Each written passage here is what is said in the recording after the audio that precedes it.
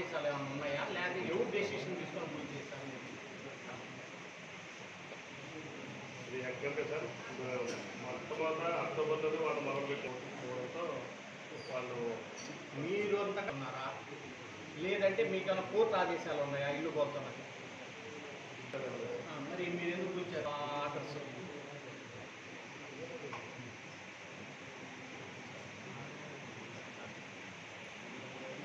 ఇప్పుడు civil society మొత్తం భయపడిపోతుంది మచిలీపట్నం. ఇప్పుడు పోతారా వాళ్ళు ఏ బేసిస్ మీద మీకు 200 మంది పోలీసులు పంపించారు?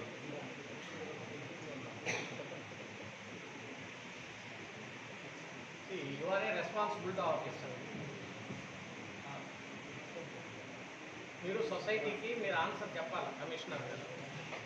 You can't hide it. మీకు కోర్టు ఏమన్నా ఆదేశాలు ఇచ్చిందా, లేదా పై అధికారులు మీకు ఏమన్నా అది పోల్చడానికి ఎట్లా వచ్చారు? మీరు రిటర్న్గా ఇచ్చారా? మీరు రిటర్న్గా ఇచ్చారా? ఇస్తే నాకు కాపీ ఇవ్వండి. వాళ్ళు ఏ బేసిస్ మీద పోలీసులు 200 మంది వచ్చారు ఆ ఇంటి దగ్గర?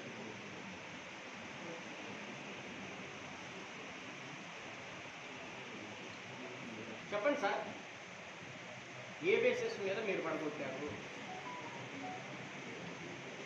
ఆర్డర్స్ ఎవరిచ్చారు చెప్పండి. మీరు సెంటరింగ్ వాళ్ళు కూడా వదిలిపెట్టుకోకుండా ఒక 2 రోజులు ఉంటే టైం ఇస్తే సెంటరింగ్ వాళ్ళు మేము సెంటరింగ్ తీసుకుంటామన్నా కానీ ఏదైనా టెర్రరిస్టులు లేవు అసలు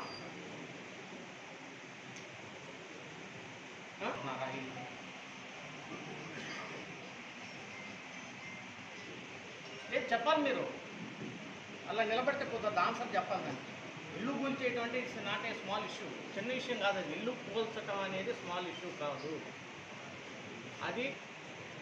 అది ప్రభుత్వ ఆస్తి కాదు. మీరు ఎందుకు ఇల్లు కూల్చారు చెప్పండి.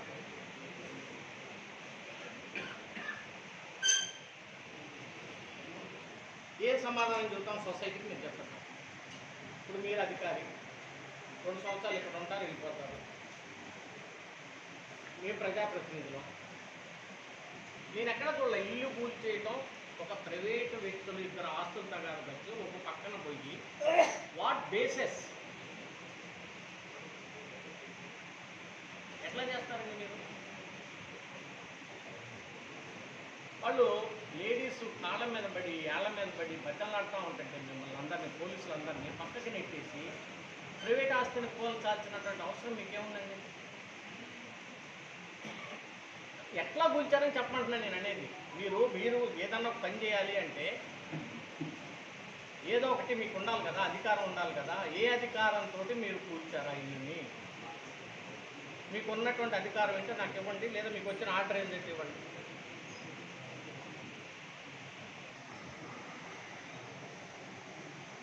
ఎవరు ఇప్పుడు అతనికి 40 లక్షల రూపాయలు పోయి చిన్న కుటుంబం, నువ్వు 1 గంటలో కూల్చి పడేసావు మొత్తాన్ని దయాదాక్షిణ్యం లేకుండా. మచిలీపట్నం సివిల్ సొసైటీ చాలా మంచిది కాబట్టి నేను చెప్తున్నా కదా, ఇది ఇంకో చోట అయితే డిఫరెంట్గా ఉండేది. అసలు మీకు సంబంధం ఏంటి నాకు అర్థం కాదు. గవర్నమెంట్ ప్రాపర్టీ కాదు కదా. మధ్య గొడవకి మీరంతా ఏంటి అత్యుత్సాహం ఏం చెప్పినట్టు మీరు చెప్పండి.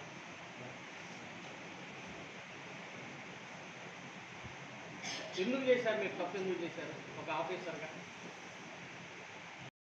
ఇల్లు కూల్చటం అనేది నాట్ కరెక్ట్. ఎవరికైనా సరే అది 2 వ్యక్తులు ప్రైవేటు వ్యక్తుల మధ్య ఉన్నటువంటి గొడవ. సరే అది ఎవరిది కరెక్టా, ఎవరిది ఒప్పు, ఎవరిది తప్పు, ఎవరికి రైటు ఉందనేది కోర్టుల ద్వారా తేలుతాయి. మధ్యలో ప్రభుత్వ అధికారులు వెళ్ళిపోయి అన్యాయంగా వాళ్ళు 40-50 లక్షల రూపాయల ప్రాపర్టీని కూల్చడం అనేది అది నైతికంగా ఫస్ట్ తప్పు. సో దాని మీదనే నేను పదే మాట్లాడుతూ ఉన్నాను. ఇప్పుడు వాళ్ళకి జరిగినటువంటి నష్టాన్ని ఎవరు పూరుస్తారు? ఈరోజు కింద కోర్టు ఒక రకంగా తీర్పు ఇస్తుంది, తర్వాత పై కోర్టు ఇంకొక రకంగా తీర్పు ఇస్తుంది, ఆ తర్వాత ఇంకో కోర్టు ఇంకొక రకంగా తీర్పు ఇస్తుంది. మన ప్రభుత్వ ఆస్తి కానప్పుడు మనకెందుకు అంత అత్యుత్సాహం? అనవసరం కదా. సో వాళ్ళు తేల్చుకుంటారు దాన్ని, మనం అనవసరంగా ఇంటర్ఫియర్ కావాలి. అవన్నీ చూసుకుంటారు. దాన్ని ఏదో ఒక 5% ఒకరికి ఇంకొక కొంచెం వాళ్ళకు ఉందని చెప్పి మనం మధ్యలో దూరిపోయి ఇల్లు కూల్చకూడదు అనేది నేను అనేది. అది ఇల్లు కూల్చటం అనేటువంటి విషయం సివిల్ సొసైటీ అంతా కూడా ప్రజలు భయపడతారు. మన ప్రజలు భయపడతారు. మనం ఉంది ప్రజాప్రతినిధులు కానీ అధికారులు కానీ మనం ఉంది ప్రజలకు భరోసా ఇవ్వటానికి, అంతేగాని ప్రజలను భయపెట్టడానికి కాదు. We don't have any right కూల్చగొట్టడం అనేది. అది తప్పు అని చెప్పి చెప్పాను. దాన్ని రెక్టిఫై చేయమని చెప్పాను.